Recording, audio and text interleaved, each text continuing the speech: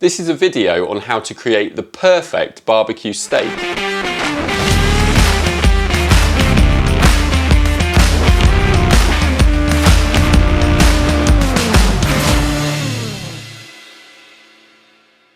Hi, my name's Tom from Atlas Flavours, and this is another simple and unforgettable recipe from around the world on how to create the perfect barbecue steak. You can find more incredible recipes like this on atlasflavours.co.uk, and if you like this video, please comment and like and subscribe. What we've got here is what we would consider the perfect steak for a barbecue, and it's a ribeye steak. Okay, this one here is a ribeye steak, but it's called a tomahawk steak, and it's called that because they've left the rib in.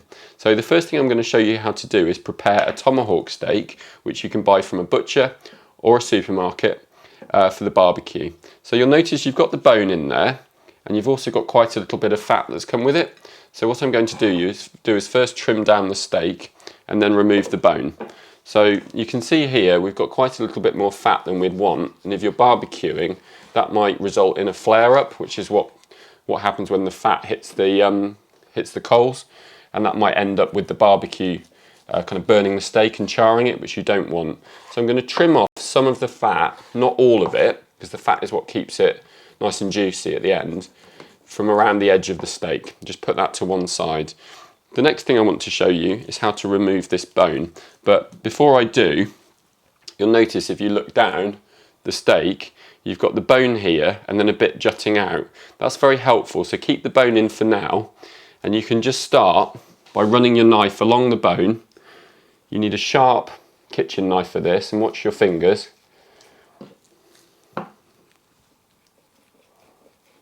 I'm just cutting delicately along the bone, keeping my hand away from the knife at all times.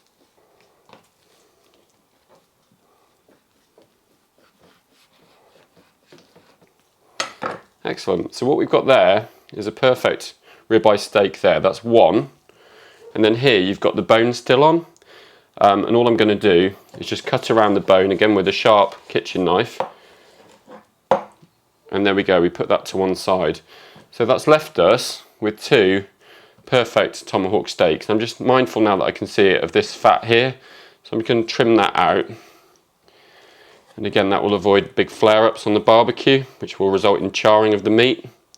I'll keep that in because it's within the steak, and it's what's called marbling. When you've got fat within the meat, that will help when it's cooking and rendering. That will go into the meat and keep it nice and succulent.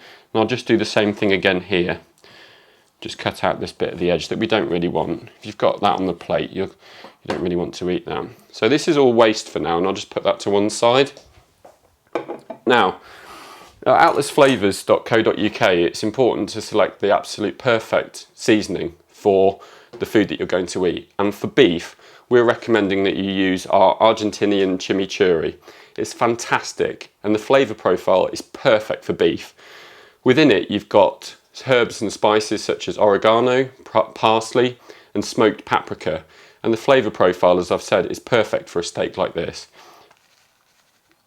And then just work it in as much as possible with your hands. There you go. Flip over the steak, and you can do the same on the other side.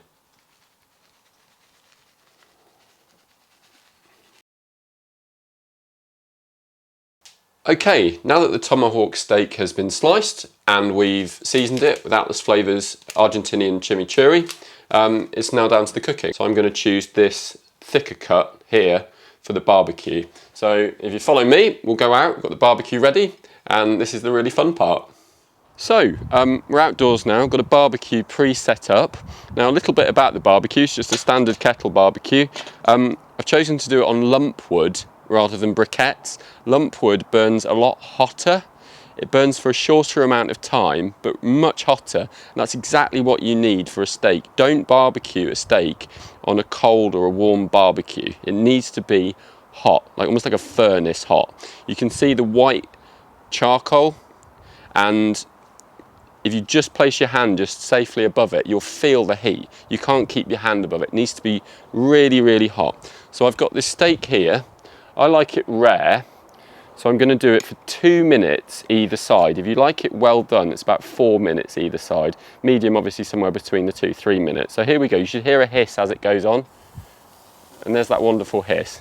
And as it's cooking, you can really smell the aromas. You can smell the smoked paprika, you can smell the oregano, you can smell the parsley. So just loosely timing it for 2 minutes. Now, some tips when cooking a steak is never to turn it more than once. You're looking for 2 minutes either side or 4 minutes either side. You're looking for regularity. Never squeeze the steak. Sometimes you see people cooking steaks and they're squeezing it or pincing it. All that's doing is pushing the juice from the meat juices from out of the steaks. That's something to avoid. Just a 2 minute cook, and we're going to gently turn it in 2 minutes and take it off. It's as simple as that.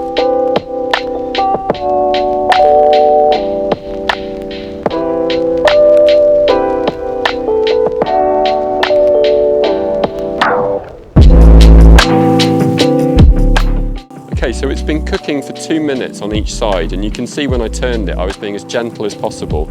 And again, what I'm going to do, I've got a new plate here. This wasn't used for the raw meat, and I'm going to transfer it as carefully as possible. Try not to squeeze it, just squeeze all the juice out, and just put it on a plate.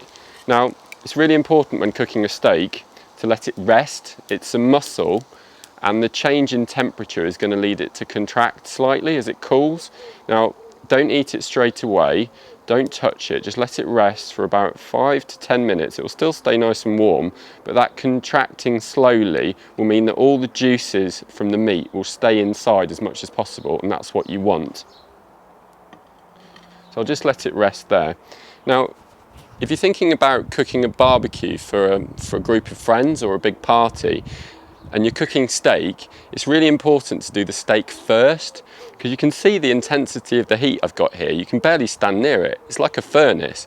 So I'm going to do my steak first. We can eat that with maybe some salad, some greens, some new potatoes. Enjoy that. And while we're enjoying that, I put the other things on, the sausages, the pork, the vegetables, and that's then the fires die down a bit, and those things need a slightly cooler cooking temperature. So steak first on that high heat, and then all the other things can follow afterwards. And I can't think of a better start to any meal than a nice steak like that, seasoned with Atlas Flavours. Okay, so we're back in the kitchen now, and I'm going to show you a different method. If you don't want to cook it on the barbecue, it's perfectly fine to cook it in a pan. You won't get that smokiness, but sometimes it's just a different option. So we're showing you both different ways. Again, just as with the barbecue, cooking a steak in a pan at home, heat is the key. So I've got a gas, I'm cooking on gas, it doesn't matter what hob you've got. Use the largest one, the most powerful one, okay? So I'm going to get this up to full heat. There we go. Okay, so it's just a standard pan. The ring that you'd normally use to boil things on, the largest one, just takes a moment to get up to heat there. And what I'm going to do is, I've got some butter here. That's key in terms of the flavouring. I'm just going to melt some butter into the pan.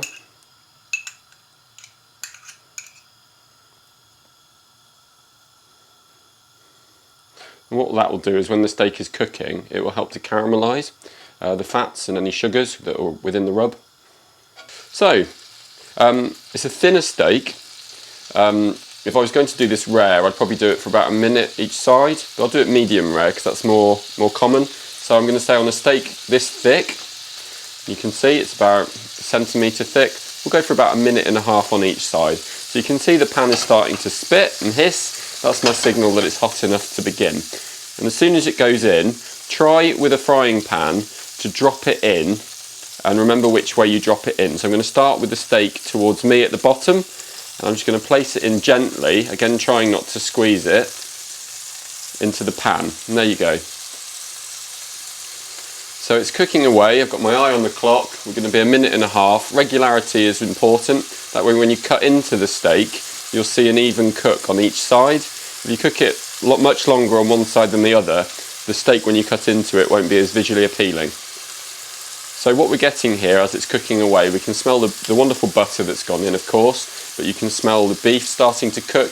And of course at Atlas Flavours, we've taken inspiration from Argentinian culture, which have huge cattle ranches, and beef is an important part of their culture. So in terms of creating that the spice blend and the profile, we've tried to pay homage to their culture in using oregano, smoked paprika, and it's really coming to life in the pan. The aromas in the kitchen are absolutely phenomenal. So it's starting to caramelise. You can see, and this is where I was talking about the marbling. If you like marbling within a steak, that's why ribeye is such a good cut.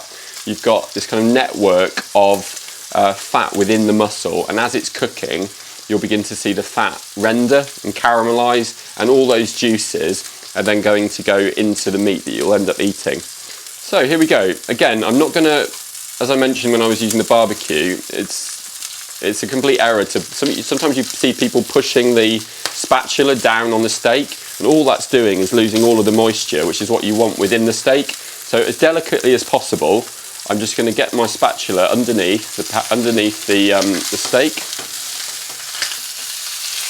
and flip it in the same direction as I put it in. And there you go, that's absolutely wonderful. What you can see here is not only the Atlas Flavours spices really coming to life in the pan, you can see that paprika, you can see that oregano. What's really important is the way that you can now see, because I've got it on a high heat, this caramelisation of the fat. It's not burning, but it's caramelising. And that's what's going to make it really enjoyable to eat, really enjoyable for yourself, your family, your friends and your guests. It's really simple. That's what we try to bring you at Atlas Flavours. Simple, achievable, yet unforgettable recipes from around the world. Right, so now that it's approaching a minute and a half for medium rare, I'll just remind you, as I did when I spoke with the barbecue, the importance of resting it. So I had my uncooked meat here, and I've got another plate here which is clean, and that's where I'm going to transfer it to. So in a few seconds time, gently and without squeezing the steak, I'm going to transfer it to that plate, where I'm going to leave it to rest for about 5 to 10 minutes.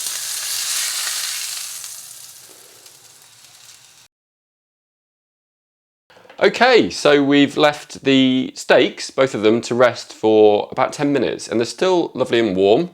You can still eat it, but as I've expressed, the most important thing is just to be patient with it and just allow time for the steak to rest for the appropriate amount of time.